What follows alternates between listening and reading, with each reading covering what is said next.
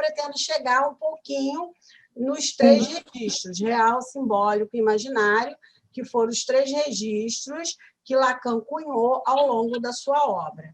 Mas, para chegar lá, a gente está ainda estudando aqui o inconsciente, que foi o que nós vimos na aula anterior.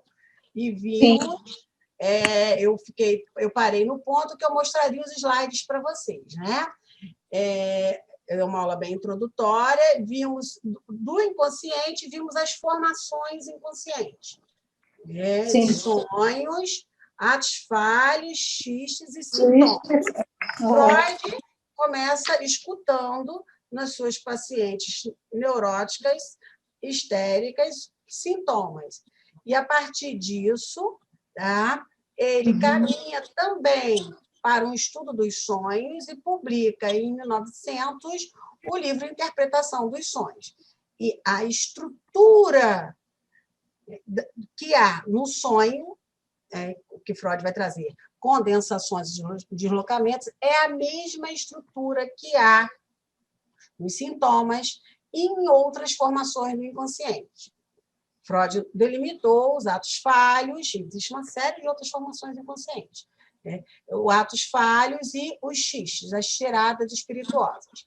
Lacan volta a isso na década de 50 e consegue fazer uma releitura do que Freud nos trouxe a partir dos conhecimentos já existentes e bem desenvolvidos na década de 50 da linguística. Então, Lacan se depara com o que a linguística chamava de signo, de significante e de significados. Então, ao se deparar com esse estudo, ao ter acesso a esse estudo, Lacan vê que nessa estrutura trazida pelos linguísticas, no inconsciente há também esse funcionamento da linguagem, mas ele vai subverter o que é significante. Travou para todo mundo? Oi. Alô, tem algum microfone aí, alguém falando. Ele vai subverter isso e vai trazer para a psicanálise os significantes que vamos pensar nesse primeiro momento. É uma palavra. Casa, pato, rato, como o homem dos ratos. O que era o significante rato para o homem dos ratos? O que era rato para ele? Qual as possibilidades de significados disso para ele? O caso do Homem dos Ratos é muito interessante, porque a gente vai ver como a homofonia de Ratten, Rat, isso é em alemão, vão poder significar vários significados. E é isso que a gente também, em psicanálise, escuta quando os nossos pacientes falam. Quando a gente diz que o método psicanalítico é a associação livre, e diz para o nosso paciente, fale, o que a gente vai buscar escutar são significantes. Lacan vai falar, o significante é o destino. Ele vai trazer a primazia do significante sobre o significado. Eu vou mostrar uns slides para vocês, onde eu coloco significante, uma barra e o significado. Essa barra é importantíssima. E eu vou, no passo a passo, e mostrar para vocês. Mas antes, fiquei devendo mostrar os slides da aula anterior, o PowerPoint da aula anterior, para a gente se localizar no que foi falado e prosseguir a partir daí. A partir daí do inconsciente, quando eu trago, repetindo Lacan, que ele é estruturado como uma linguagem vai nos remeter aos significantes, que não vai nos remeter ao simbólico. O simbólico é um dos registros psíquicos trazidos por Lacan. E aí, a partir daí do simbólico, eu vou trabalhar com vocês também o imaginário e o real. E a gente vai parar no nó borromeano. Ninguém se assuste ainda, não é nada demais o nó borromeano. Ele se você o mostra assim, mas se você entender como se chegou lá, de onde Lacan tirou isso, o que ele representa, porque é uma representação. É uma forma dele representar como esses 3 registros comparecem em nós. É só um desenho que ele usou para explicar aquilo que a escuta permitiu que ele percebesse. Ok? Até aí?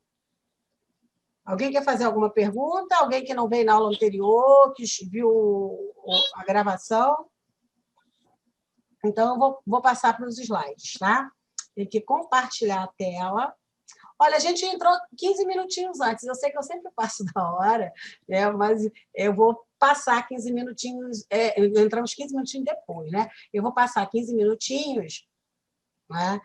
E, independente dessa passada que eu dou sempre, porque para a gente poder alcançar, pelo menos, um conteúdo que estaria previsto para hoje.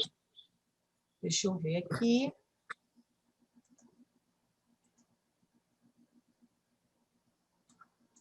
Eu cheguei a mostrar a bibliografia, não foi?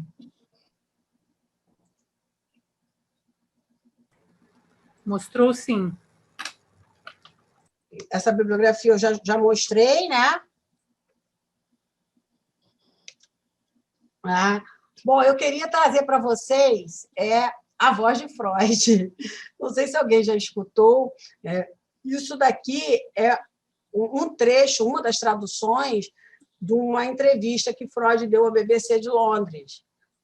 Comecei minha vida profissional como neurologista, Lacan como psiquiatra, né? Tentando aliviar os meus pacientes neuróticos. Eu descobri alguns fatos novos e importantes sobre o inconsciente. Dessas descobertas, nasce uma nova ciência, a psicanálise. Eu tive que pagar caro por esse pedacinho de sorte, e foi caro mesmo. A resistência foi forte e implacável.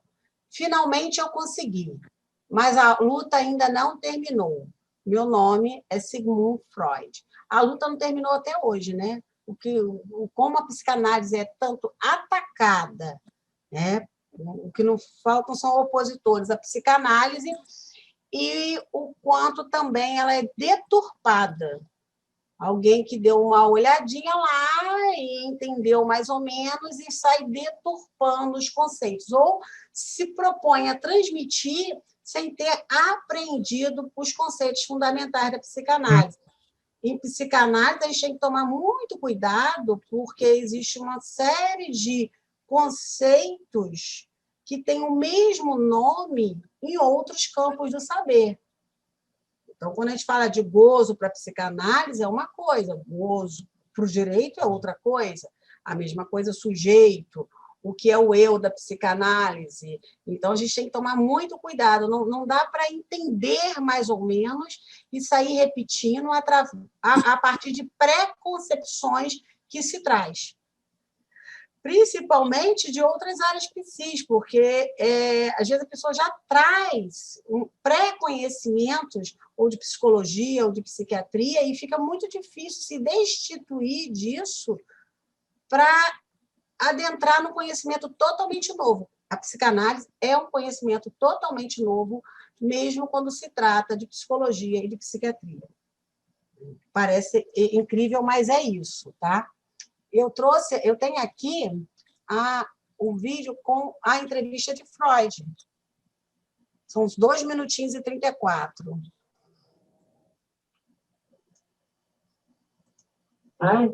Todo mundo está vendo? Alguém não está vendo? Estou vendo só os slides. Só os slides. Então eu tenho que stop aqui, tenho que compartilhar de novo. Agora vocês estão vendo um vídeo? Isso. A tela preta. Ok. Isso, apareceu, né? Ok? Toda vez que eu compartilhar uma tela nova, tem que fechar a anterior. Então, vou colocar, são 2 minutinhos. I started my professional activity as a neurologist while comparing relief to my neurotic patients.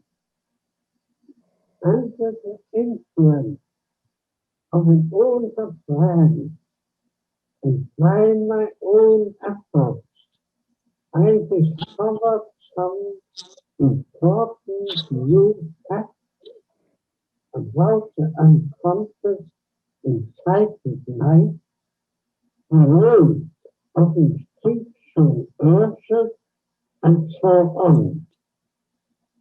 Out of these findings grew a new science, psychoanalysis, a part of psychology, and a new method of treatment of the neurosis.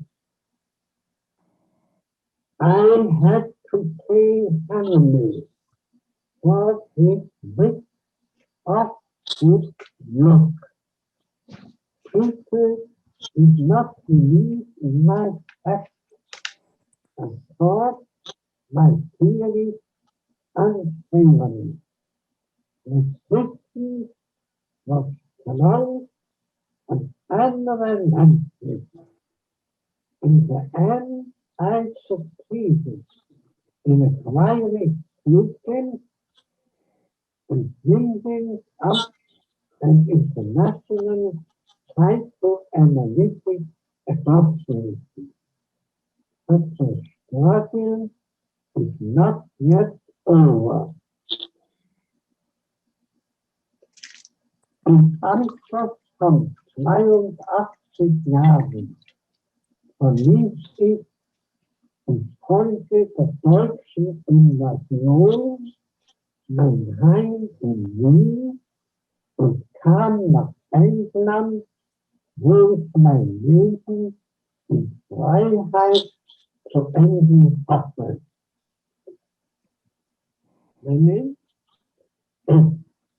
Sigmund Freud.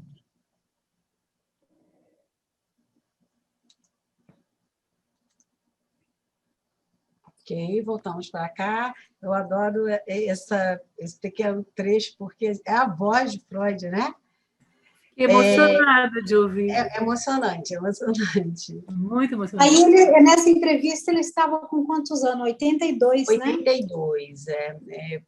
Um pouco antes de morrer, né? Para ver a forma de falar, né? Ele tinha um câncer na boca, já tinha feito várias cirurgias, usava próteses, né?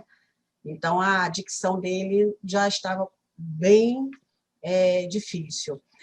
Tem um filme, acho que é a Princesa Marie, eu acho a Marie Bonaparte, o nome do filme é A Princesa Marie Bonaparte, que mostra que ela foi paciente de Freud, né, a Princesa Marie Bonaparte, e que mostra toda a ida de Freud para Londres, porque quando os alemães invadem Viena, Freud resiste, os nazistas, né? E ele diz que não vai. Vários psicanalistas fogem, né? Além de psicanalista, Freud era judeu. E aí, um dia, Ana Freud, filha de Freud, é presa para ser interrogada. E aí, então, depois de muita insistência em dizer que não ia, ele decide ir para Londres, né?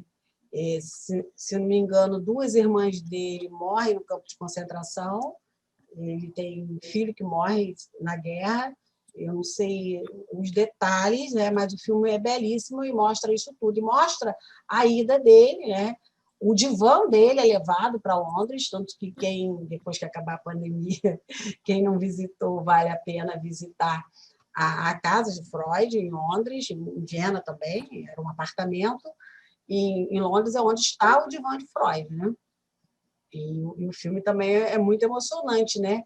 A dificuldade dele de deixar Viena e ir para Londres. E ele vai dizer que se não fosse uma evolução, ele estaria sendo queimado, e não os livros dele, né? Porque os livros de Freud foram queimados pelo nazismo, né?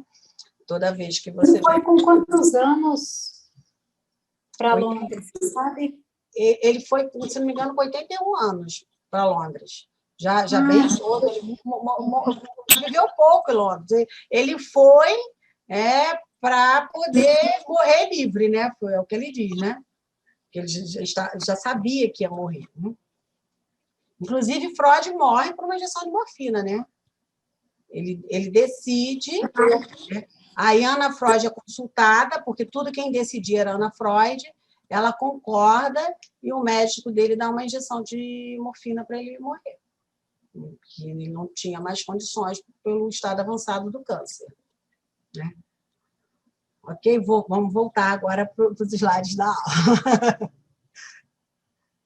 Para aí, compartilhar novamente. Pronto, aqui, ó. Vem agora o slide, todo mundo vê? Sim. Ok, pronto. Sim, sim. Bom, Freud, 56 a 39, ele nasceu em 6 de maio de 56. Né? E Lacan vai fazer o seu retorno a Freud, ele vai resgatar, porque após a morte de Freud, Ana Freud, junto com os pós-freudianos, começam a deturpar a teoria de Freud, a fazer uma interpretação errônea, e é o que nós chamamos de pós-freudianos, e Lacan vai fazer um retorno a Freud, vai resgatar todo esse simbólico, esse imaginário e esse real que ele vai cunhar posteriormente lá na obra de Freud. Assim como as estruturas clínicas estão lá em Freud. Tudo que Lacan nos traz está lá em Freud. E a única coisa que ele diz que ele acrescentou à psicanálise foi o objeto A. Então, eu vou chegar lá no objeto A, mas vai ser só na 4ª aula, no último encontro, ou talvez na próxima aula. Mas Lacan dizia, vocês podem ser freudianos, vocês podem ser lacanianos, eu sou freudiano. Por isso que quando a gente diz que é lacaniano, automaticamente nós somos freudianos, que é impossível ser lacaniano e não ser freudiano. Bom, Freud vai dizer que a descoberta do eu não é senhor na sua própria casa, ou seja, a descoberta do inconsciente, daí toda a psicologia do eu quero, eu posso, eu consigo, né? O TCC, né, gente? Tem alguém aqui já trabalhou com TCC? Né?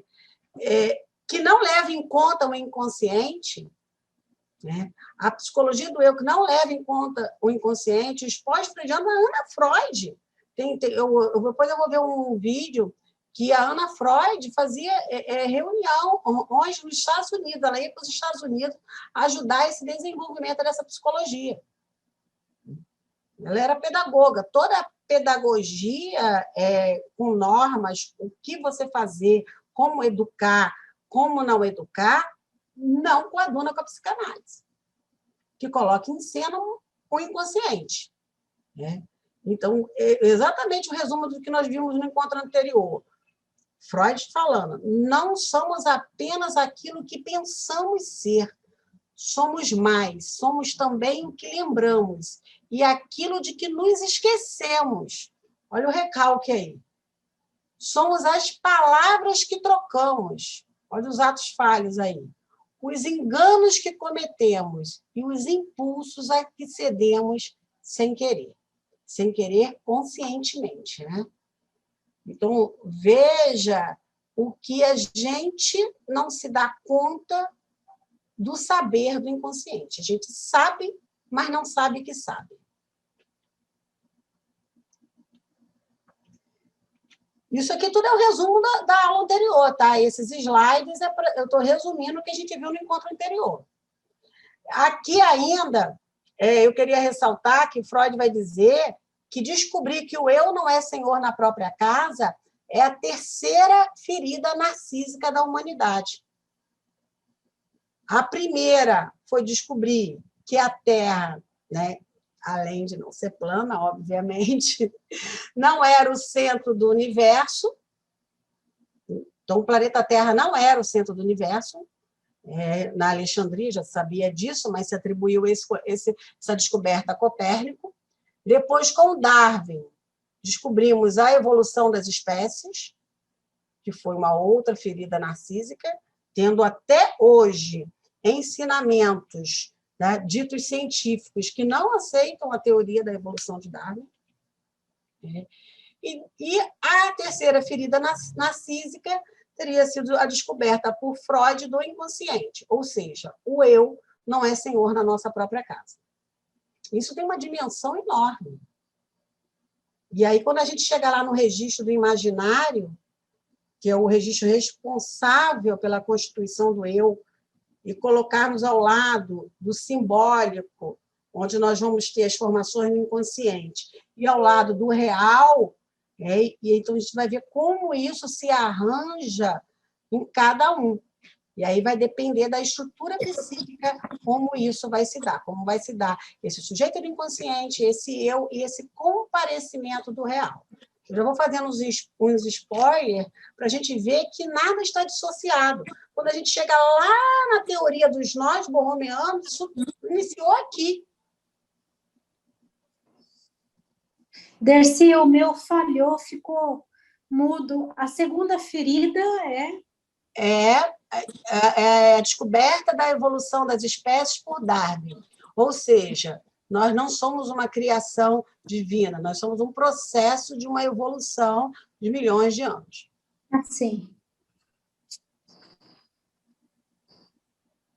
Aliás, né, cada um com a sua religião, mas a religião não promete pouco, a religião promete a vida eterna.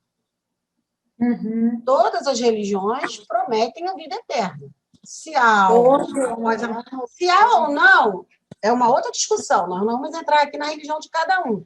Mas o que é prometido é que esse real da morte, esse impossível de nós simbolizarmos, que ele não existe, pois se há vida eterna. Então, é realmente apaziguador, né? Será que é tão apaziguador assim? Bom, se fosse, não estavam tentando nos convencer, né? Bom, as formações do consciente, isso aqui é Lacan. Olha como é que Lacan volta a Freud o tempo todo. Isso é o seminário 5. Eu gosto dos livros impressos, mas já tem tudo em PDF, tá? Formações do inconsciente. O sujeito não é estruturado do mesmo modo que o eu da experiência. Olha só, vamos prestar atenção aqui. Quando eu estou falando sujeito, eu estou falando sujeito do inconsciente. É aquilo que uma colega, ela vai chegar atrasada, que é a Heloísa, num curso lá de Direito, né?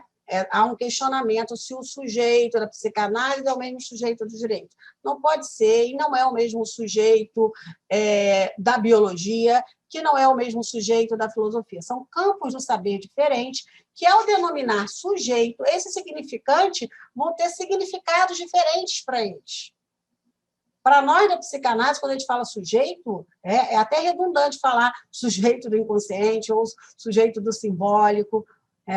Nos remete às formações do inconsciente. Então, ele não tem a mesma estrutura do que o eu. Nós vamos ver que, quando eu falar de sujeito, tem a ver com o registro do simbólico e o eu, o registro do imaginário. Olha, daí toda a nossa ambiguidade. Sujeito dividido. Quando eu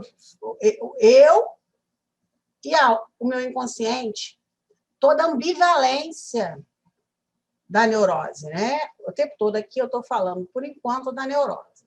Daqui a pouco a gente chega nas estruturas psíquicas e eu vou mostrar como funciona esse arranjo em cada estrutura psíquica. Suas formações têm não somente um estilo particular, o que se apresenta nele, nesse sujeito, tem leis próprias. São as leis da linguagem. O inconsciente é estruturado como uma linguagem. Suas formações têm não somente um estilo particular, mas uma estrutura particular. Essa estrutura, Freud a aborda e a demonstra no nível das neuroses, no nível dos sintomas, no nível dos sonhos, no nível dos atos falhos e no nível da tirada espirituosa, que é o xiste, né? E a reconhece como única e homogênea, ou seja, há uma única estrutura nas formações do inconsciente. Daqui a pouco a gente vai ver que são os mecanismos da linguagem que Freud vai ver no sonho, que é a condensação e o deslocamento, que eu falei na última aula, e que Lacan vai trazer a metáfora e a metonímia. A metáfora é da ordem da substituição, eu pego um significante e substituo por outro, e a metonímia eu desloco. Nós vamos chegar lá. Ok? Até aí, olha, quem não acompanhar, isso aqui é uma repetição da última aula, né? Quem não acompanhar pode abrir o microfone, pode perguntar, se ficar alguma dúvida, tá? A gente tem tempo. Está previsto 4 encontros, mas se precisar fazer um quinto, a gente faz. Não sei se eu vou poder fazer logo após o término dos 4. A gente pode marcar posteriormente. Bom, aqui é só para sistematizar as formações do inconsciente trazidas por Freud. E aqui, passei rápido porque a gente já tinha visto isso, né? E aqui é uma frase de Freud sobre um sonho dele. Freud, em 1895, teve um sonho, que é o sonho da injeção de Irma, que é um sonho que eu queria até ler o preâmbulo do próprio Freud, na interpretação dos sonhos, aí cada um vai ter uma edição, isso aqui é uma edição especial dos 100 anos, né? Mas tem na Imago, mas no preâmbulo eu digo qual é o capítulo, para quem tem. E o sonho da injeção de Irma é um sonho de Freud. Ao ter esse sonho, inclusive é chamado do sonho da certidão de nascimento da psicanálise. Todo mundo que quer estudar psicanálise deve ler esse sonho e outros sonhos importantes, né, da monografia de botânica, da Bela Sogueira, assim como tem os casos clássicos da psicanálise, tem os sonhos essenciais que a gente leia. Esse sonho, o Freud vai escrever para o amigo dele, Fries, onde ele mantinha a correspondência. Naquela época não tinha WhatsApp, não tinha e-mail, então se escrevia cartas para os amigos. Então, existem centenas de cartas, inclusive, né, de Freud, com alguns correspondentes de acordo com a época da vida dele.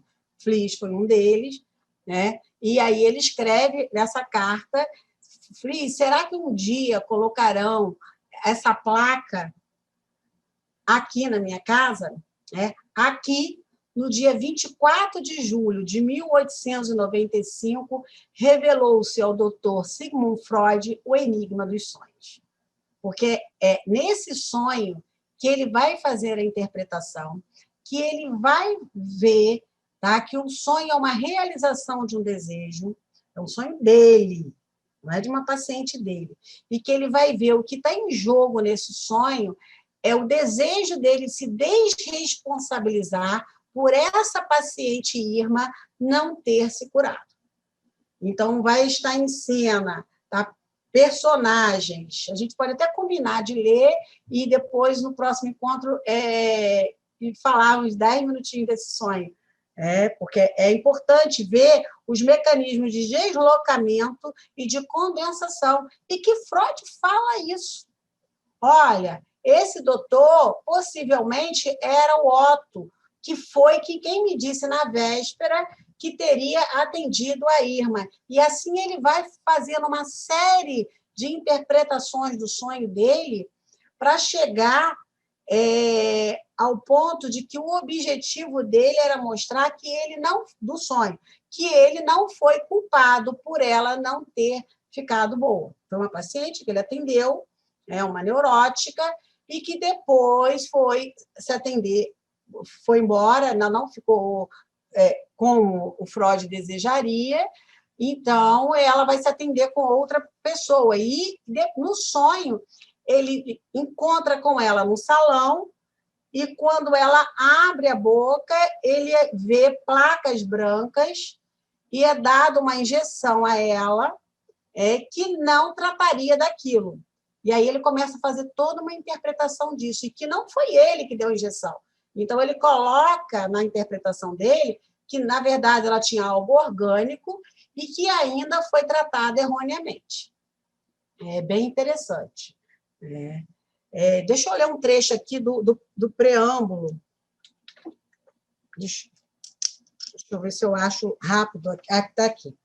Olha, ele diz assim, olha, no verão de 1885, eu vinha prestando tratamento psicanalítico a uma jovem senhora que mantinha laços muito cordiais de amizade comigo e com minha família.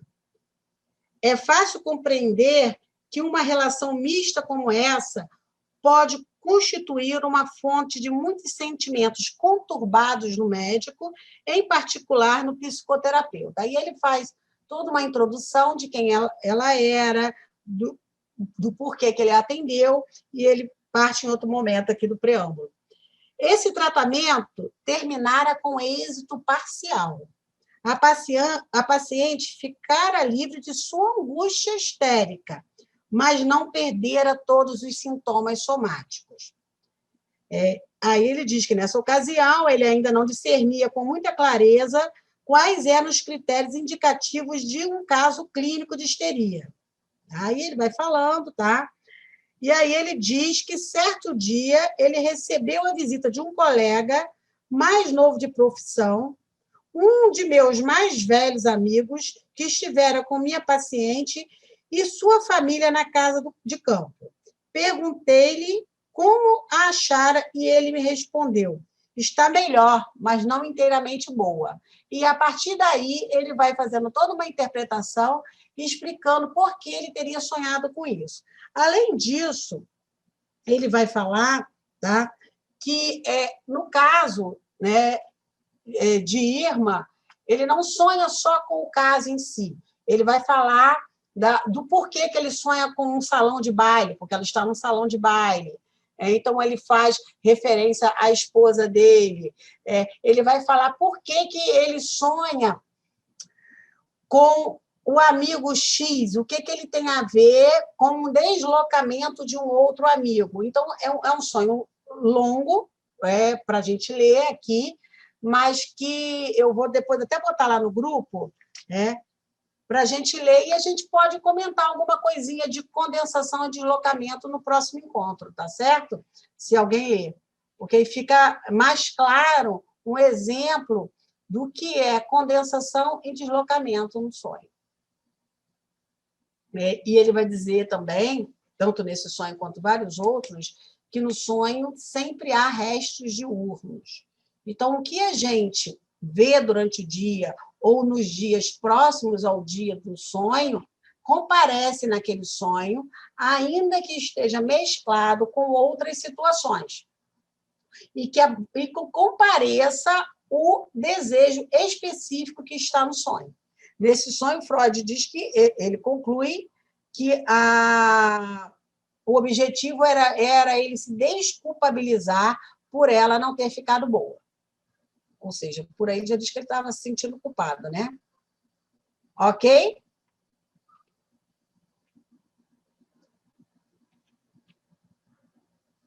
Eu nem lembrava que eu tinha trazido esse resumo do sonho da gestão de Irma.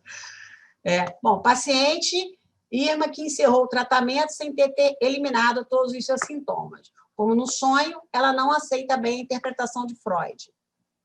Desejo em causa no sonho. Desculpabilizar-se, Freud, né? A responsabilidade seria de Irma por não ter aceitado a solução, ou seja, no sonho, ela que seria responsável. E seus sintomas seriam orgânicos e não psíquicos. Otto, que era um amigo dele médico, seria o responsável por ter aplicado mal a injeção. E não ele, Freud, por não ter conduzido bem o tratamento. Ok? Ok.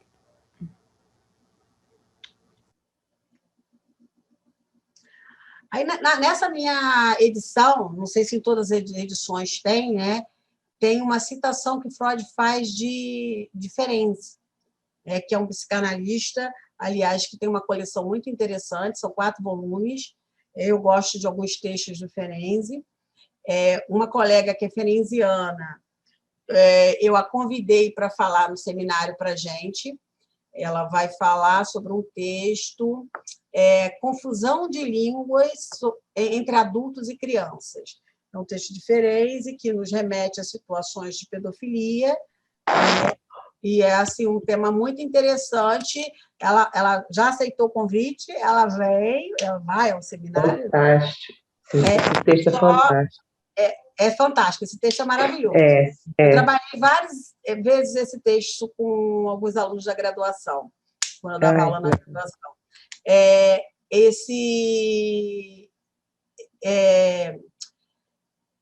Esqueci essa parte que eu ia falar. Bom, ela vem, mas ela não pode agora. Ela falou, desse a março, abril, maio, eu estou com mais folga, eu vou. Então, já está pré-programado ela comentar esse texto com a gente. Ele tem também um texto que eu gosto, um texto pequenininho, que, de repente, a gente lê lá no seminário, que é O Pequeno Homem Galo. O Pequeno Homem Galo é perfeito para a gente estudar a perversão, tá, Luciana? Porque ele vai mostrar, inclusive tem um texto naquele livro Homossexualidade na Psicanálise, que é um comentário do Pequeno Homem Galo, discutindo a perversão ou a não perversão nele, e por que seria. Então, é uma criança que, desde pequena, vai imitar galos, vai ter prazer em ver galinhas sendo mortas. Então, eu me lembro que eu debati esse texto com algumas colegas no grupo fechado, de 4, 5 pessoas. Aí uma amiga depois falou assim, depois de ler esse texto, eu decidi que não terei filho. Porque o menininho é danadinho, danadinho mesmo, né? E com os galináceos, somente os galináceos, né? Então, é bem interessante esse texto para a gente estudar a perversão. É diferente. Esse texto, encontro ele aonde? Eu tenho a coleção diferente, que são 4 volumes. Eu depois posso ver, você manda para mim a pergunta até lá no grupo, que eu acho que são só 3 páginas, e aí eu posso até mandar a foto lá no grupo, tá? Ok. E mando a foto da coleção também, se você quiser comprar a coleção do Ferenczi. Eu quero. São 4 volumes e vem... Olha, eu vou falando e vou dando sugestões de bibliografias, porque eu sei que cada um estuda uma temática específica. Sim. Não, eu quero sim, porque eu prefiro ter a coleção. Bom, aqui já é Ferenczi, que Freud citou Ferenczi, né? Os sonhos elaboram por todos os ângulos os pensamentos que ocupam a mente no momento. Os pensamentos abandonam uma imagem onírica quando ela ameaça o sucesso de uma realização de desejo. Então, quando algo no sonho vai acontecer, é como se houvesse um recalque lá no próprio sonho, né? E experimentam uma nova solução, até finalmente conseguirem criar uma realização de desejo que satisfaça as 2 instâncias mentais como uma solução de compromisso. A solução de compromisso é a realização de desejo. E a gente até sabe que o sintoma também é uma formação de compromisso, né? E aí eu vou chegar lá por que o sintoma é uma formação de compromisso. Eu estou vendo que algumas pessoas estão copiando. Quem não conseguir copiar depois, volta no vídeo e copia ou bate foto, tá?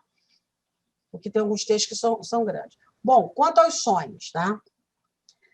Freud foi inovador porque fez uma interpretação diferente de todas que já existiam. Desde sempre existem oráculos que interpretam sonhos, existem pessoas que interpretam sonhos, né? Existe até a cultura de que vê nos sonhos premonições, né? Sonhos premonitórios, mas Freud traz uma interpretação totalmente diferente, que é uma formação do inconsciente e que o que está em jogo é um desejo inconsciente do sonhador. Ok? Os sonhos têm um conteúdo latente e um conteúdo manifesto. O conteúdo latente, que é aquele que não fica claro, tá ali, às vezes condensado, às vezes até deslocado, ele é muito significativo.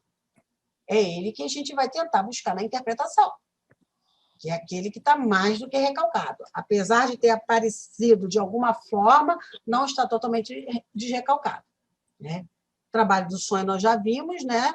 Condensação e deslocamento, né? E o que é importante, associações que o próprio sonhador produz a respeito do sonho.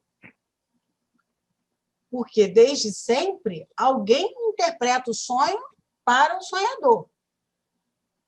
Quando a gente fala de psicanálise, a gente está lidando com fala. Quem tem que falar e construir a sua interpretação do que sonhou é o sonhador. E um dado importante que Freud fala, mas não desenvolve muito, é o umbigo do sonho. E que Lacan vai voltar a esse umbigo do sonho. Isso é muito importante para a psicanálise, né? Porque é um ponto que resiste a toda significação. É aquele ponto que a gente não consegue significar, ou seja, dar um sentido, fazer uma elaboração, chegar nele. E que vai nos remeter, quando a gente chegar nos 3 registros psíquicos, né, que aí eu já vou adiantando, simbólico, né, as formações do consciente, a linguagem, o significante. O imaginário, tem alguém com o microfone aberto, eu acho que eu fechei de alguém aqui. O imaginário, né, é o registro do sentido. Aquilo que eu vou tentar dar sentido, que eu vou construir o meu eu. O eu, ele precisa de sentido, né? O real é aquilo que resiste a toda significação, que não tem sentido. É aquilo que, quando comparece, gera angústia. O que é a angústia? Mais à frente tem um quadro, né? É quando aquilo que eu não consigo nominar, não consigo simbolizar, não consigo dar conta, porque resiste a toda significação, ele comparece. Em psicanálise, a gente vai dizer que a angústia, que comparece no corpo, é a invasão do imaginário pelo real. Então, quando o meu registro aqui, né, meu eu, né, meu corpo, o corpo e o eu são da ordem do imaginário. O corpo também tem uma ordem simbólica e real. E cabe um parêntese especial para falar do corpo. Mas a gente vai ver no texto Narcisismo que o Freud vai dizer: o eu é, sobretudo, corporal. E com Lacan nós vamos ver a formação desse eu e dessa estruturação do corpo e do eu a partir do registro do imaginário. Tá? Mas quando esse corpo imaginarizado, e esse eu imaginarizado é invadido pelo real, ou seja, por algo que não tem sentido, que eu não consigo nominar, que insiste em comparecer, que é da ordem do impossível da simbolização, é quando comparece a angústia. E a angústia vai aparecer em todos nós, neuróticos, psicóticos e perversos. Agora, como cada um vai lidar com isso é que é diferente. As 3 estruturas clínicas em psicanálise, né, vão ter os 3 registros, real, simbólico e imaginário.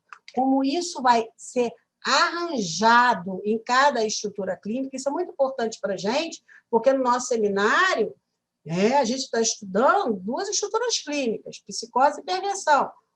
Então, a gente tem que chegar aqui nesse mini curso entendendo esses registros psíquicos e como eles se arranjam ou não arranjam em cada estrutura. E aí, quando a gente se der conta de um fenômeno,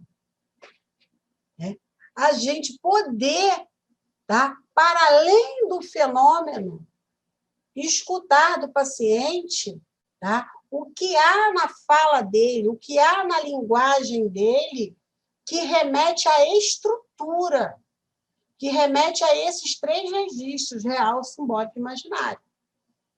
Será que ele tem um simbólico que a gente diz que funciona simbolicamente, ele fala. Mas será que essa fala ele lida com as leis da linguagem, metáfora e metonímia?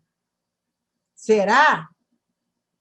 Pode ser, pode não ser. Não é, gente? Você não escuta uma sessão, duas, e fala, já vi tudo. Não é assim. É demorado. E eu sempre faço questão de frisar isso, porque eu vejo um monte de gente sendo diagnosticando todo mundo aí. Não podemos. Psicanalista não diagnostica assim. Não é pelo fenômeno, tá? Ok, até aí? Merci. Oi. Cheguei atrasada, mas cheguei agora perto de 8h30. Mas tão Não tem problema. importante Seja você ter citado essa questão do deslocamento e da condensação foi extremamente importante nas leituras que eu já venho fazendo há tempo, mas que eu me situei melhor, mesmo em Freud. E quando você fala, essa fala do paciente, né, que vai remeter o analista, né, a sua estrutura, justamente por conta dessas metáforas e metonímias, pergunto eu, que você, no discurso do analisando... eu vou você fazendo uma pergunta, eu vou fazer um spoiler, por mais que eu queira seguir os slides. Desculpe, porque... Não, mas eu vou fazer, não, porque, olha só, a aula já foi dada e eu agora estou indo em cada slide, vagarosamente repetindo e inserindo mais conteúdos. Depois eu pego lá. A sua pergunta é pertinente, mas você perguntou se a metáfora e metonímia está em todas as estruturas, é isso? Por exemplo, você já ouviu você falar de alguma forma que o psicótico o discurso do psicótico seria metonímico, né? Desliza, né? Ia indo, não faria metáforas. Vamos aqui. Foi ótima essa pergunta, né? Estruturas clínicas nos remetem a estruturas de linguagem. Quando eu falo estruturas clínicas. As leis da linguagem, são as leis do significante. Ou seja, em psicanálise, um significante sozinho, digamos, casa, né? Ou carta, como o conto da carta roubada. Lacan está na bibliografia, né? E que Lacan vai trabalhar esse conto, que ele vai trabalhar esse significante carta, como esse significante vai significar, ou seja, ter um sentido para cada um dos personagens. É fantástico, tá? Mas um significante sozinho, ele não significa nada. Isso em psicanálise, tá? Uhum. Na teoria psicanálise. Então, se eu falo carta, o que significa carta? Vamos remeter a outro significante. Carta escrita por Freud a Fliss. Então, cada palavra dessa é um significante, que forma a cadeia significante, que, por retroação, vai ter um sentido. Então, quando eu chego, carta escrita por Freud, enviada a Fliss, quando eu chego em Fliss, eu tenho, por retroação, entender o que significa esse significante carta. Ok? Ok? Eu posso fazer esse encadeamento de significantes, porque existe algo chamado metáfora paterna, que nada tem a ver com o pai biológico ou o pai da realidade. Tá? É da ordem do simbólico. Lacan nomeou assim, que é a mesma coisa que o nome do pai. Então, metáfora paterna é a mesma coisa que o nome do pai.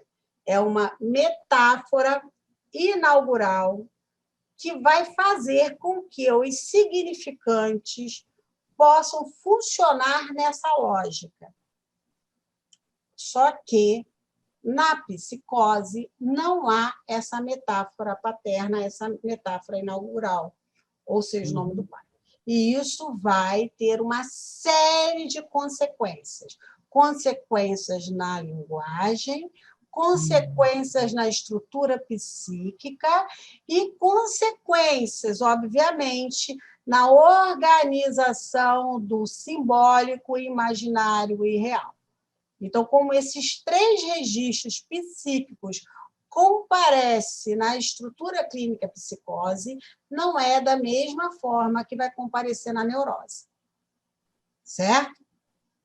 Respondi mais ou menos? Vamos caminhar. Não, respondeu. Eu vou que me entrar ajudou mais... muito Eu eu estou indo trabalhar. dessa forma porque eu sei que você e vários colegas, eu tenho colega psicanalista aqui presente e eu peço paciência. Mas porque o objetivo desse mini curso é quem não tem o conhecimento da psicanálise possa se familiarizar um pouquinho para que possa até partir para uma leitura. Porque às vezes, se você não sabe o que é o nome do pai, o que é grande outro, que eu vou falar daqui a pouco, você vai com um texto, você pensa até que escreveram errado. Poxa, botar esse outro aqui no meio da frase com a letra maiúscula, né? Tá entendendo? Então, No seu livro você explica isso. Eu trouxe um trecho do meu livro aqui. Ok? Podemos passar para outro slide? Só vou fechar aqui, Heloísa. Quando você for falar novamente, você abre, tá? Eu fecho. Ceci, Oi. uma pergunta rápida. Você vai voltar no umbigo do sonho mais para frente? Vou voltar quando eu falar do real, mas se quiser fazer alguma pergunta, pode fazer. Não, vou esperar. Obrigada. Vamos falar, tu pergunta de novo. Tá bom. Porque eu vou metonimicamente também me deslocando para um assunto e outro. Você começa um assunto, você vai para outro, aí depois tem que voltar. Vocês vão perguntando, eu vou botando palavras-chave aqui, né, para depois eu saber que eu tenho que voltar ou que no próximo encontro eu tenho que falar. Bom, aqui... Quando você fala da angústia, né?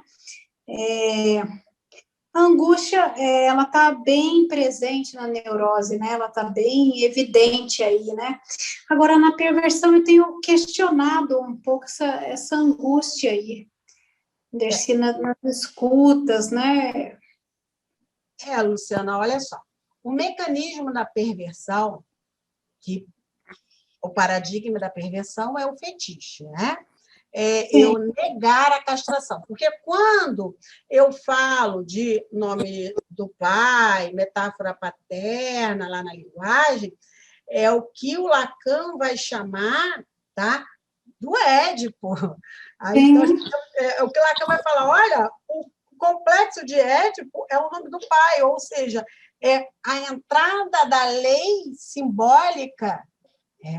E o perverso tem essa lei simbólica.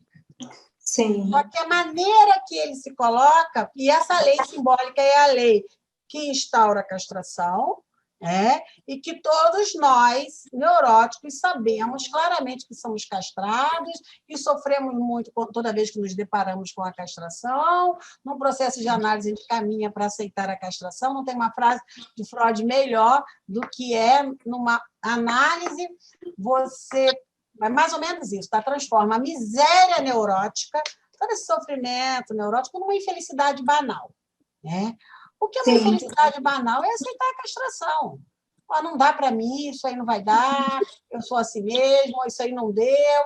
E vamos fazendo novos caminhos. É como se você fizesse novas interpretações para você da sua vida, né? E de você também. Né? Na perversão, o mecanismo que está em jogo... Pessoal, eu vou respondendo, porque é muito importante quando surge uma pergunta. Esse não era... Esse aí estava para o final, mas quando chegar lá no slide, eu repito de novo, mostro o slide, porque vai fixando, né? Na perversão, o mecanismo que está em jogo, né, de acordo com a tradução, que é a denegação ou desmentido, mas vamos trabalhar com desmentido, né? Ele desmente a castração. Ele diz, eu sei que mamãe, olha só, não é a mãe que biológica, não, tá? Mas eu sei que a mulher é castrada, mas mesmo assim eu nego essa castração. Então, ele nega a castração, mas ele é castrado. Sim, e sabe dela. Ele sabe dela, ele nega e coloca algo nesse lugar. Ele é uma imaginarização de um objeto, um sapato, um fetiche, né? Veja quantos fenômenos que seriam típicos de uma perversão comparecem nos neuróticos, né? Quantos neuróticos usam de algum momento de fetiche? Não necessariamente, é um fenômeno, não necessariamente se trata de uma perversão, mas a maneira que o sujeito lida com esse fetiche, colocando aí, haja escuta para você se dar conta disso, né? Sim. A fantasia perversa também tem uma estrutura específica. Eu posso trazer depois, hoje não vai dar, eu vou falar de fantasia como um todo, mas ele pode experimentar a angústia, sim. Só que ele vai no lugar rapidamente e coloca um objeto para funcionar. Exato. Ele coloca. Então, assim, ele está mais protegido da angústia. Mas não significa que ele não possa experimentar essa angústia. Mas, sei lá, eu te retiro todos os objetos de fetiche dele para ver se ele não tem uma angústia. É como se ele sentisse logo dá um jeito, né? E a gente fica naquilo, né? A gente que eu falo a neurose, né? A gente fica naquilo. Manoni vai dizer que o perverso fala, eu sei, mas mesmo assim. Uhum. Eu sei que eu sou castrado, mas mesmo assim eu vou agir como se não fosse. Uhum. Então, isso... É importante, é interessante como eles buscam mesmo dar o falo mesmo, né? Tem algumas situações onde a gente vê nítido na escuta, ele por isso que eu trabalho diagnóstico diferencial, porque os psicóticos estabilizados, não desencadeados, né? Que não apresentam delírios evidentes, alucinações, né? Que você tenha dificuldade de se dar conta na fala, né? Porque há uma estabilização ali, né? O psicótico não é castrado, né? Ele não entrou a lei simbólica. Então, ele não é castrado, mas experimenta a angústia. Porque a angústia na psicose é avassaladora.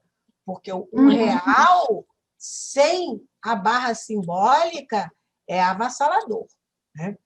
E o que eu falei agora há pouco, que é real invadindo o imaginário. E o imaginário é o que estrutura o eu e o corpo. Se o real invade esse eu e esse corpo, olha a desestruturação de um sujeito num surto psicótico. Tá? Se a psicose, aí a gente vai remeter lá para o nosso diagnóstico estrutural do nosso seminário, né? Se na psicose não há castração, e se a perversão lida como se ela não houvesse, ou seja, como se ele não fosse castrado, né? Olha a dificuldade de escuta aí para a gente chegar no diagnóstico diferencial. Sim. O sujeito dividido não aparece. O sujeito neurótico dividido, eu amo, mas eu odeio, né? Eu queria, mas não queria. Não estou culpado, não. Fiz tudo, não estou culpado, não. Aí começa a ter sonho de angústia por conta da culpa, né? Esse sujeito dividido, né? Ele nos remete a uma neurose. Nos remete, né? Na psicose, né, essa angústia vai aparecer de outra forma, e na perversão ela vai estar totalmente velada. Mas pode aparecer, sim. Mas é mais difícil. Mais difícil até a gente conseguir escutar isso, porque às vezes não há angústia, não vem nem para análise, né? Não há sintoma, não há angústia, né? Mas pode ter sofrimento. E nem todo sofrimento é da ordem sintomática ou da angústia. Bom, voltando aqui, essas 3 características das memórias dos sonhos, que a gente está falando da estrutura do sonho, né? Trazidas por Freud na interpretação dos sonhos, tá? Eu botei até ali a referência da minha edição, né? Na página 172, né? Eu já falei agora há pouco, né? Os sonhos mostram uma clara preferência por fatos dos dias imediatamente anteriores, né? E o Freud vai falar até um momento restos diurnos, né? E a gente sonha, né? Fala, não sei porque eu sonhei isso, o sonho é misturado com uma coisa que aconteceu há muito tempo, ou com um sonho que é comum, um sonho que se repete, mas que vem um resto diurno, ou algo que aconteceu ontem. Fazem sua escolha com base em princípios diferentes de nossa memória de vigília. Relembram o que é despercebido. Então, se você, na vigília, não lembra daquilo de jeito nenhum, mas você pode sonhar. Tem impressões primitivas da nossa infância. Fazem surgir detalhes da infância que parecem triviais e que acreditamos ter caído no esquecimento. Olha só, olha como é que Freud é belo, né? Parecem triviais. Mas, se fossem triviais, não estariam comparecendo no sonho. E acreditamos ter caído no esquecimento, né? O que seria cair no esquecimento? Está recalcado. E o recalque, que é um mecanismo da neurose, quando eu falo de recalque, eu estou falando de neurose, sujeito castrado, o perverso também é castrado, mas com o mecanismo do recalque. O recalque é um mecanismo psíquico mal sucedido. Por que mal sucedido? Porque ele volta. O retorno do recalcado volta sob a forma de quê? Pode voltar sob a forma de um sintoma. E Lacan vai falar belamente no seminário 5 que sintoma é aquilo que é analisável. Então, o que é sintoma para Lacan? Ele vai falar aqui, ó, página 335, no seminário 5. Eu adoro esse seminário. É o seminário, As Formações do Inconsciente, que fala toda a estrutura da linguagem. E, no início desse seminário, ele faz um resumo dos seminários anteriores, do seminário 1, 2, 3 e 4. Na minha edição, na página 335, chama aqui de sintoma, em sentido mais geral, tanto o sintoma mórbido quanto o sonho. Ele chama sonho de sintoma, formação do inconsciente. Ou quanto qualquer outra coisa analisável. O que chamo de sintoma é aquilo que é analisável. É Lacan com todas as letras. Ou seja, o que é aquilo que é analisável? É aquilo que você pode falar para o seu paciente, fale, e que podem aparecer significantes, construções, né, que são passíveis de uma análise. Ok? Olha, eu não estou vendo todo mundo, mas eu acho que tem algumas pessoas que estão com o microfone aberto.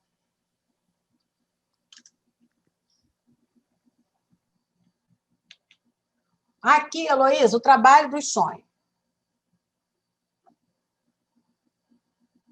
Trabalho de condensação, uma única imagem. A imagem, ela tem valor de significante.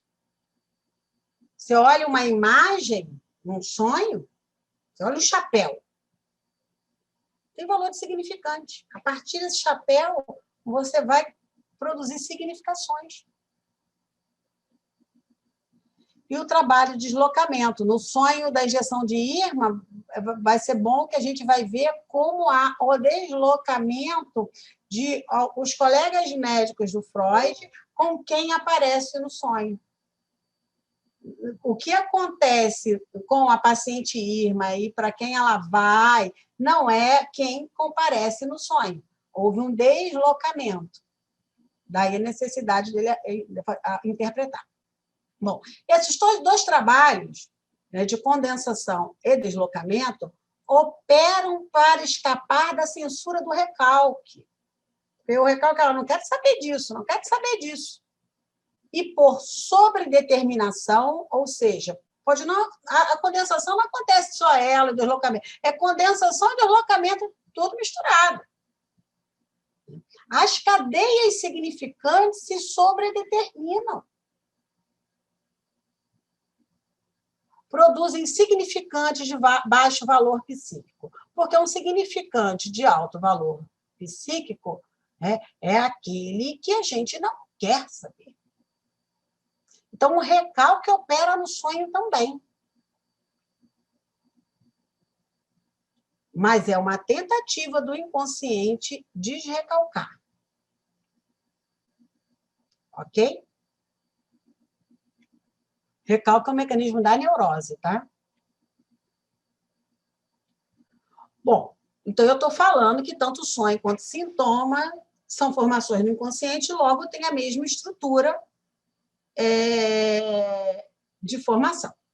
E eu acho o sintoma algo interessante, porque quando eu falo em sintoma para psicanálise, vejam que é diferente do que qualquer outro campo do saber, por exemplo, a medicina, por exemplo, a psicologia, vai chamar de sintoma. E isso é muito importante a gente ter em mente.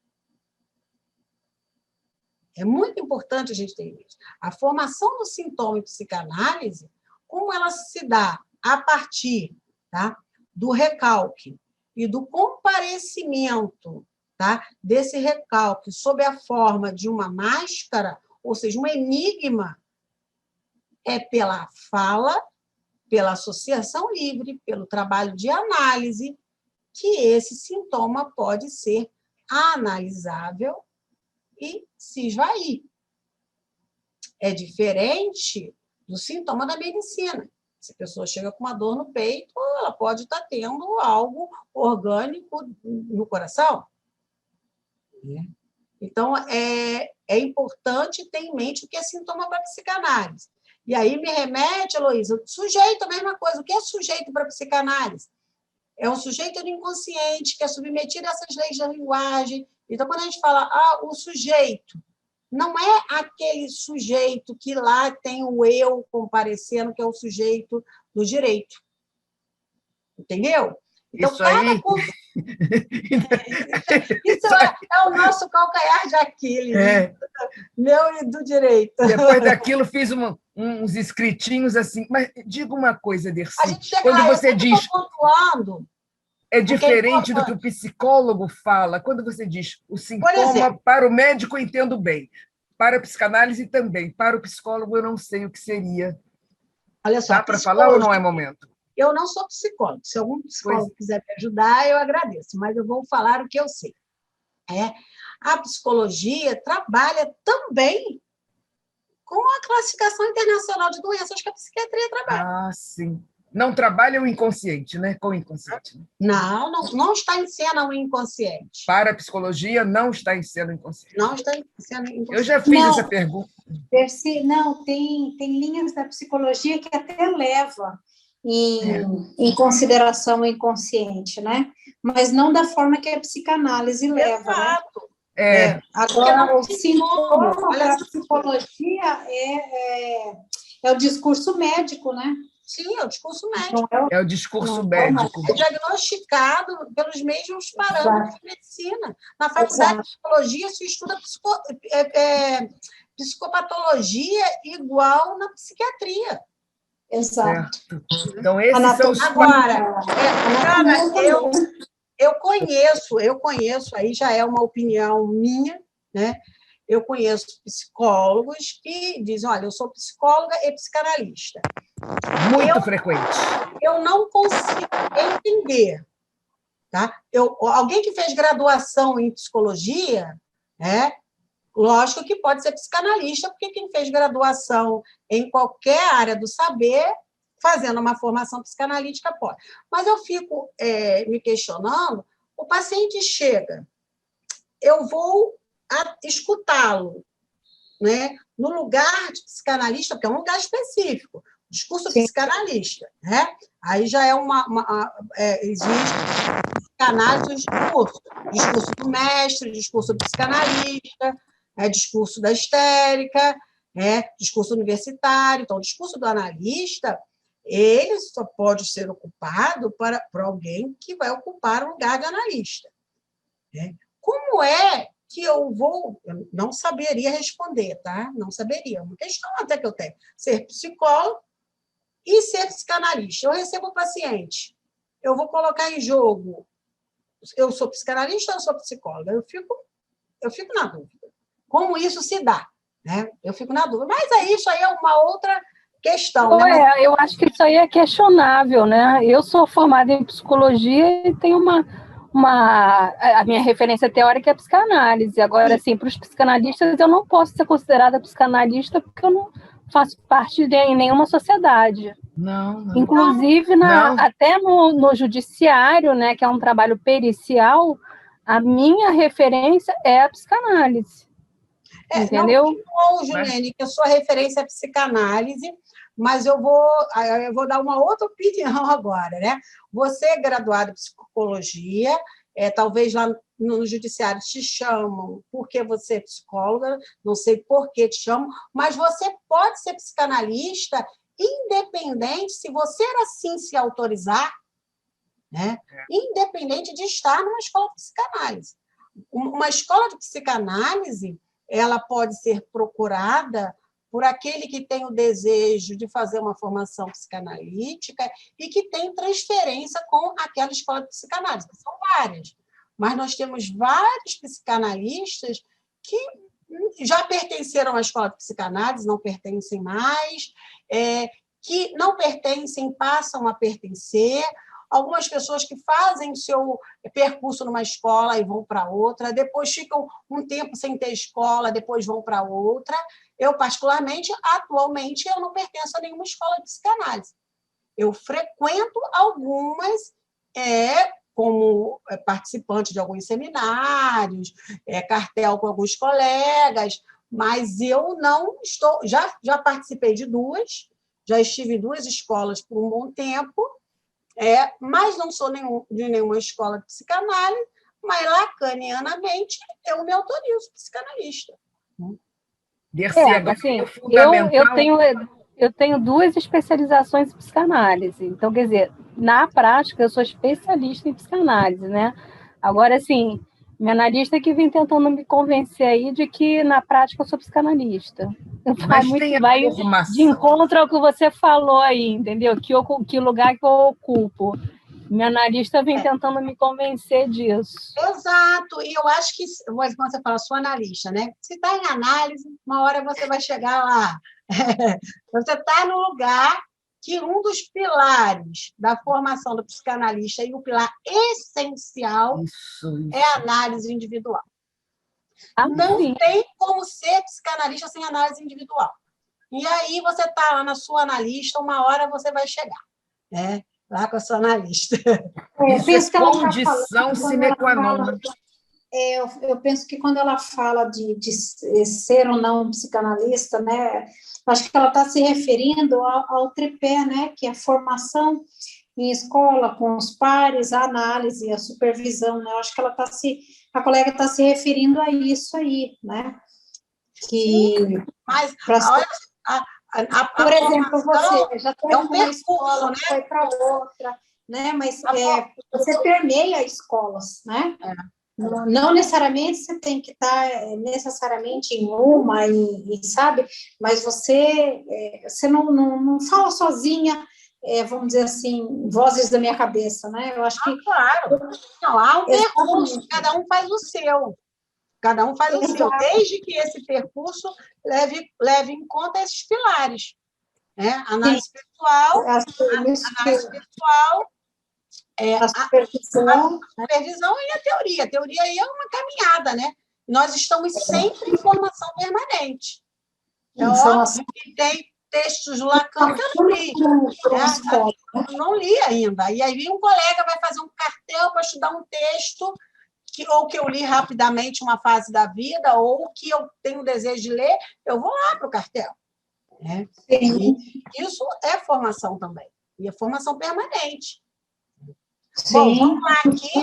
Ó, são 9 horas, eu queria chegar pelo menos até 9h15 e a gente concluir aqui sonhos e sintomas, tá? Que Freud leu os sintomas de seus pacientes e seus próprios sonhos e trouxe para nós a noção de desejo inconsciente. O sonho é uma realização de desejo direta, porque a partir da sua interpretação, uma análise, você se dá conta do desejo que está em jogo, e o sintoma ele diz que é uma satisfação às avessas. Né? É algo comparece, tá? Sobre a face de um enigma. Há um enigma ali. O fato, por exemplo, de uma paciente não andar, né? Ela não anda. É um sintoma histérico, né? Digamos que não há nada orgânico, não há nenhuma lesão, e ela vai procurar um analista porque não anda, ou porque não fala, aí é mais difícil ainda, né? Ou porque não enxerga, né? O que está em jogo aí? Né? Possivelmente está em jogo um desejo inconsciente, né? Que pode ter sido recalcado, e uma satisfação às avessas.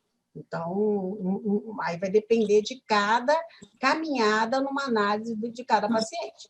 O motivo pelo qual uma paciente não anda pode ser totalmente, e será, diferente do motivo pelo qual uma outra paciente não anda. Então, são dois fenômenos iguais, são dois sintomas iguais. Fenômenos iguais, sintomas E uma paciente pode fazer um percurso em análise, uma construção em análise daquele sintoma, e aquele sintoma se esvair. E o que está em jogo é um desejo inconsciente X, e na outra totalmente diferente.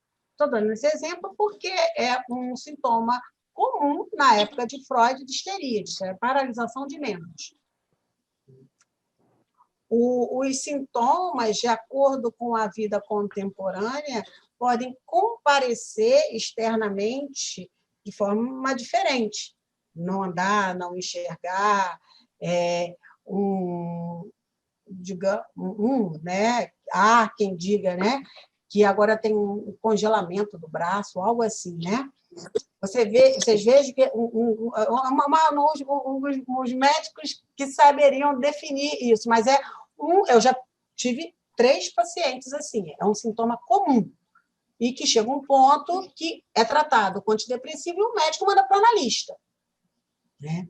Ninguém exclui o tratamento médico, mas em análise é uma construção. É algo que não é diagnosticado claramente pela medicina, é medicado com antidepressivo. Então, algo que é medicado com antidepressivo já nos deixa em alerta. Né? A experiência clínica que eu tenho que são feitas construções em análise. Né? Eu tenho um caso clínico de psoríase, que a paciente tem em torno de 70 anos e desde quando ela casou ela tem psoríase em fases. Né? Só que ela vem para uma sessão em psicanálise, uma sessão. E depois de 3 sessões, ela fala assim, eu queria te dizer uma coisa. Eu sempre tive psoríase e desde o dia que eu vim aqui, minha psoríase sumiu. Uma paciente que não sabe nada de psicanálise, né? Curiosamente, ela faz essa conexão. Ela ter ido a uma sessão um dia e o sintoma ter desaparecido. Né? Posteriormente, o sintoma voltou e ele pode ser trabalhado aí em análise. Né? Então, é muito interessante que, de acordo com a época, alguns sintomas comparecem mais naquela população. Então, na época de Freud, era comum as paralisias dos membros inferiores e superiores. Agora, é o seguinte, eu posso afirmar para vocês que toda psoríase seria dessa ordem sintomática da psicanálise? Não. O que eu posso falar, porque psicanálise é 1 a 1. Então, a gente tem que tomar muito cuidado. Aí eu tive uma paciente que tinha psoríase e que, num percurso em análise, essa psoríase desapareceu. Né? Eu não posso afirmar que toda psoríase, tá, vai desaparecer em análise e não possa ter uma causa orgânica em alguém, porque em psicanálise é 1 a 1. Não trabalhamos com estatística. Então, vocês vejam que é um campo do saber muito diferente do que nós temos em outros campos do saber. Então, não tem, estatisticamente, em cada 20 pacientes, 19, não tem isso. É no 1 a 1, no caso a caso, na história de cada um. Não, eu ia falar isso. É um percurso. Cada análise é um percurso. assim como cada formação analista, do analista é um percurso. Cada um vai fazer o seu percurso diferente. Não é um curso de graduação que todos fazem aquela prova e se formam. Cada um vai fazer o seu percurso diferente. Para a colega que falou agora há pouco, né? Acho que foi a Juliene. Viu, Juliene? Cada um vai fazer o seu percurso. Ah, mas quanto tempo eu tenho que ficar em análise? Não sei. Eu não sei quanto tempo cada um vai precisar estar em análise para se autorizar. Então, é único. E esse não saber, né, que o paciente coloca a gente no lugar de suposto saber. Vamos lá. Olha, essa sobredeterminação ela é muito importante, tá? Com Lacan, nós vamos ver as sobredeterminações de significantes e que nos remetem a um distanciamento de causa e efeito. Que bom, que aconteceu isso comigo, por isso eu sou assim. Essa causa e efeito em psicanálise, a gente se distancia disso. Isso é da lei física, né? Causa e efeito é da lei física. A gente está construindo isso, deixa ele construir. Por quê? Porque vão aparecer significantes. Os significantes que nos importa escutar, e que Lacan vai falar com todas as letras, o significante é o destino. É o significante que nos determina. Olha o poder aí da linguagem para nós humanos. Nós só somos humanos porque temos a linguagem, que nos faz diferente de todos os outros seres. Temos essa instância psíquica inconsciente. Então, a sobredeterminação, aqui Freud está falando, no primeiro momento, de condensação, deslocamentos, mecanismos metafóricos e metonímicos que vão se condensar, vão se misturar, vão se sobredeterminar. Em Lacan, quando a gente chegar com as cadeias significantes, quando eu falei assim, olha, carta escrita por Freud remetida a Fries, aí nós podemos ter outra cadeia. Carta escrita por Fries remetida a Freud. Há cartas escritas por Freud enviadas a Marta. Cartas escritas por Freud e não enviadas. Olha quantas cadeias significantes se misturam e acabam não significando nada quando estamos sobredeterminadas. Entretanto, o significante carta pode comparecer e a gente poder construir algo em análise. E cada paciente vai construir de uma forma diferente, segundo a sua historicização. Isso eu estou falando de uma análise na neurose, né? Lógico.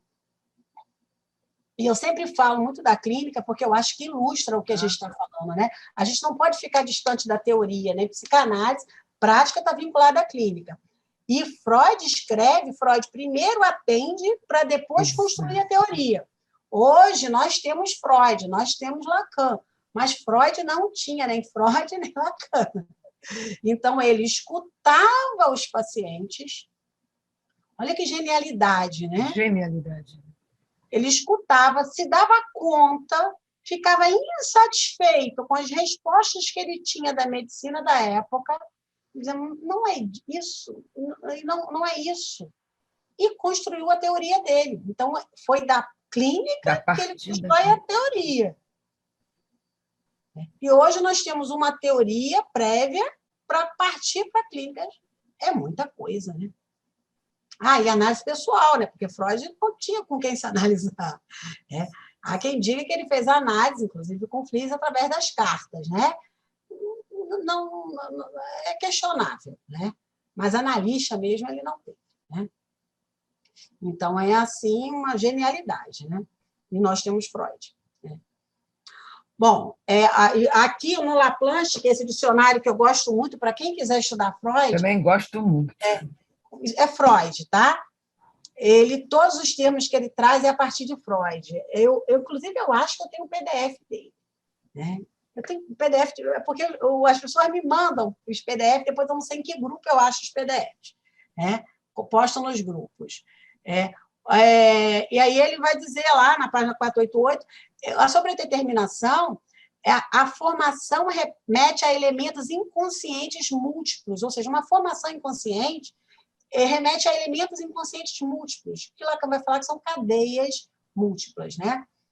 No sonho é que a sobredeterminação está mais clara.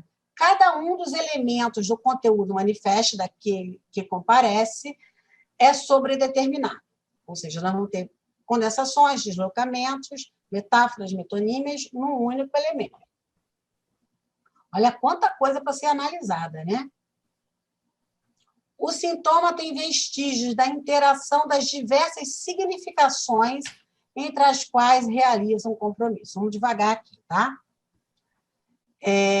O sintoma, vamos falar do sintoma histérico, né? Inclusive, na próxima frase está falando isso, né? Tem vestígios das diversas significações. Significação nos remete a significado, né? Há sentidos que são ditos. Então, há algo, tá, da ordem do sentido, da significação que foi produzida. E uma série de significações nós podemos tirar desse enigma sintoma. E aí, a gente chegando no registro real, simbólico e imaginário, a gente vai conseguir ver essas significações. Porque o sentido, né, que vai se dar é da ordem do imaginário. E o imaginário e o sentido é importante, sim. Quem diga, mas o imaginário não é importante. Não, nenhum dos registros é mais importante do que o outro. Na década de 50, quando Lacan começa a falar do registro do simbólico, há uma primazia do simbólico, do inconsciente estruturado como uma linguagem, o insignificante, há essa primazia. À medida que ele vai desenvolvendo a sua teoria, essa primazia se perde e os três registros são importantes. A mesma equivalência. Freud mostra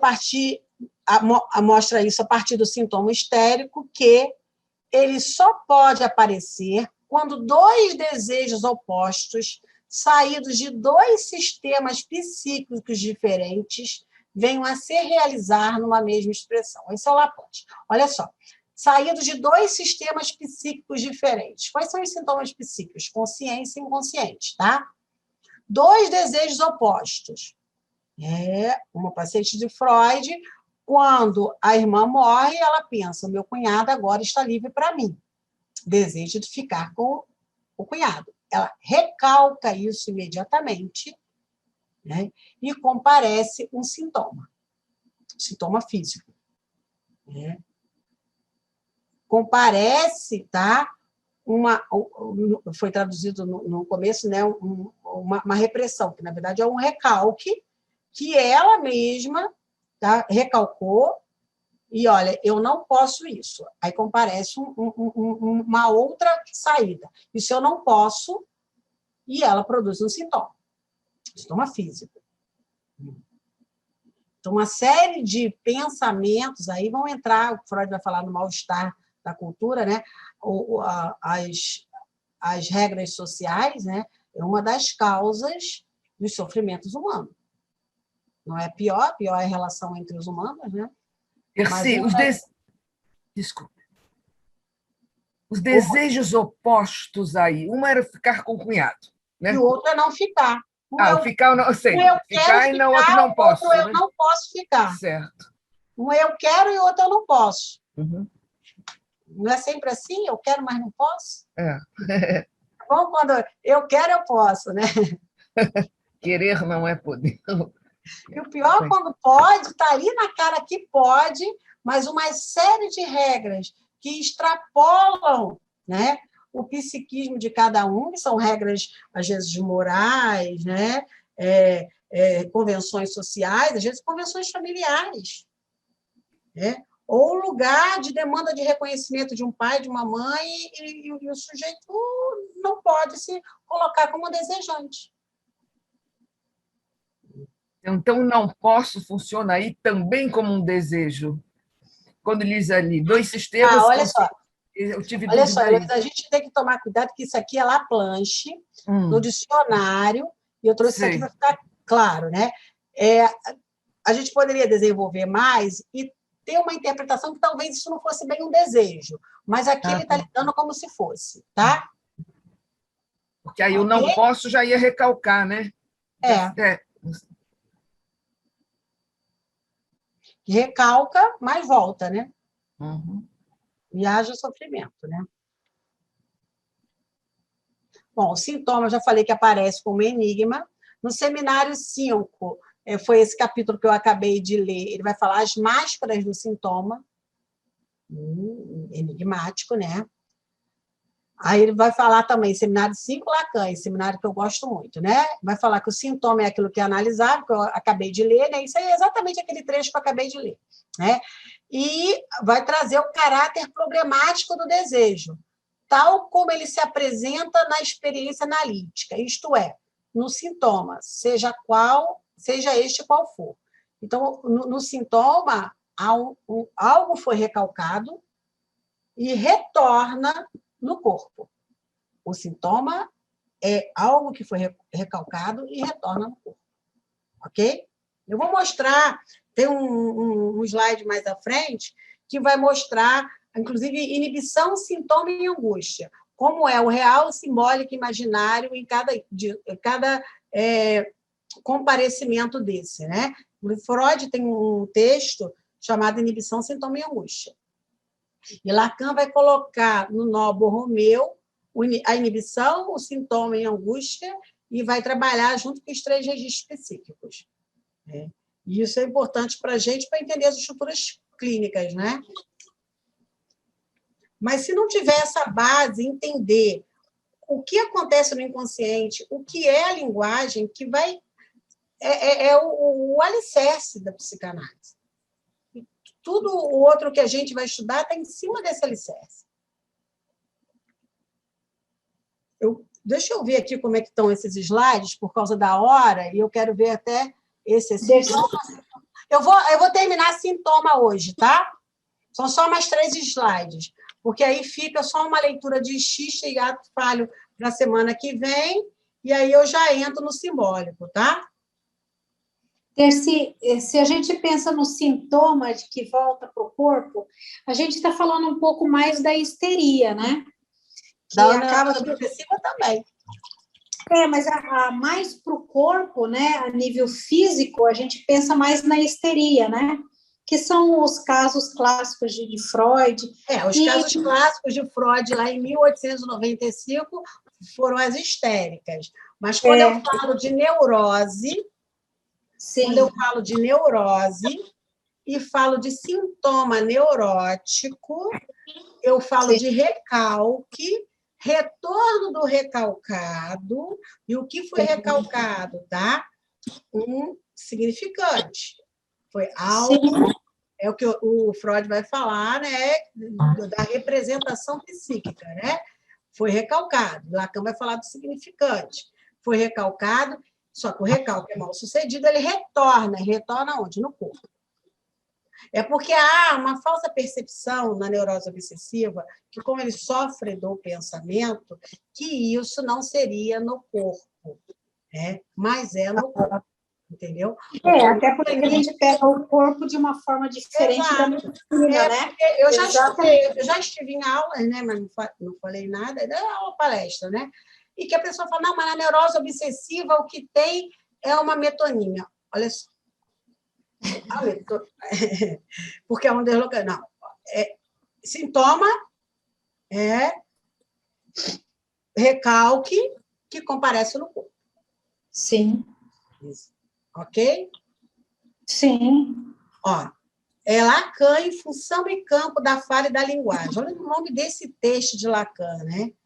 Função e campo da fala e da linguagem. São textos básicos para você entrar no estudo da psicanálise. Isso está nos escritos. Os escritos é esse livro aqui, onde traz os textos que Lacan escreveu. Porque quando eu falo seminário 5, 6, até o 24, foi Lacan falando, Lacan dando seminários. Numa época que não tinha como gravar. Então, era escrito. Depois começaram a gravar e a transcrever. Daí você lê um seminário de Lacan e fala, não está fazendo sentido, está enrolado, está complicado, porque ele já era barroco. E ainda foram transcrições, diferente dos escritos. Nos escritos, tem os textos, e tem os outros escritos também. Então, os textos de Lacan, que são maravilhosos. E a gente vai pegar, assim, seminário X, e aí você vai ter um escrito que volta demais naquele seminário. Por exemplo, o texto de questão preliminar, que a gente está lendo lá naquele seminário que a Luciana falou, remete ao seminário 3. Bom, voltando aqui para o sintoma. O sintoma se resolve... Só um pouquinho, os seminários até o 10, os ímpares, ele trabalha uma questão e os pares outros, né? Talvez quem vai estar lendo, pegar nessa sequência os ímpares e depois os pares, porque até o seminário 10, ele trabalha, não vou saber te dizer ainda, discutimos com o Luciano no encontro na semana passada, e ficou bem claro isso, que até o seminário 10, os ímpares ele vai numa via e os pares ele vai noutra. Eu não vou saber te dizer agora. Mas eu não entendi essa via, não. Porque, olha, os escritos técnicos de Freud, ele está bem trabalhando no imaginário, né? Olha o 2. O eu continua trabalhando no imaginário. O eu, na teoria de Freud e na técnica da psicanálise. Aí, ele entra no seminário 3, quando ele vai falar as psicoses, ele já começa a trabalhar o simbólico. Olha só, para trabalhar o simbólico, que está desestruturado,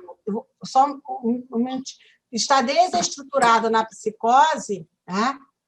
Ele começa a desenvolver todo o simbólico no seminário 3. No 4, as relações de objeto, que é importantíssimo, tá? E o 5, ele vem com as formações no inconsciente. Então, assim, eu não consigo entender, talvez não ficou claro o que é ímpar, o que é par. Eu acho que há aí uma sequência de temas, né? Agora, o que há é o seguinte, ele começa a teoria dele pelo imaginário, depois ele vai pelo simbólico, ele descobre, né, o objeto A, trabalha o objeto A, começa a trabalhar o real, mas lá no finalzinho, né, ele vai falar novamente da importância do imaginário. Sim. Porque há quem diga, não, o imaginário é importantíssimo, e a gente vai ver isso na psicose, como é que o imaginário, assim, o simbólico, é totalmente desestruturado. Mas vamos aqui, ó. O sintoma se resolve por inteiro numa análise linguageira, por ser ele mesmo estruturado como uma linguagem. Veja como eu estou repetindo isso. Por ser a linguagem cuja fala deve ser libertada.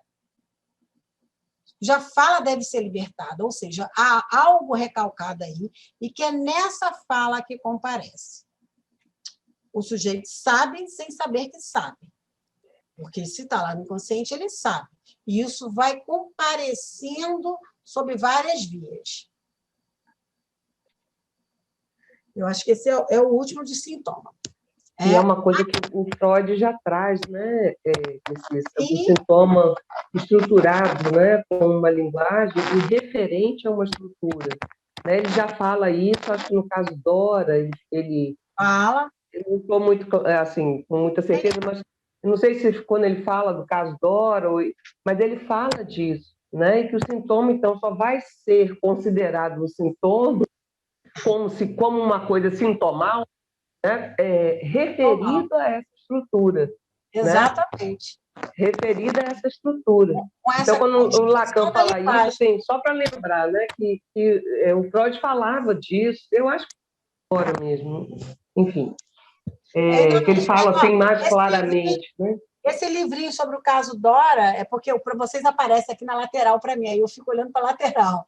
Esse livrinho sobre o caso Dora é os livrinhos da Passo a Passo, né?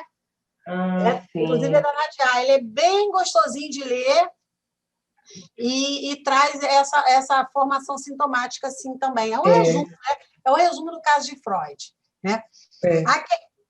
sintoma. A questão é a da ligação do desejo que permanece como um ponto de interrogação, um X, um enigma, com o sintoma do qual ele se reveste, ou seja, com a máscara. Então, há o desejo aí totalmente recalcado, surge um sintoma que é enigmático, né?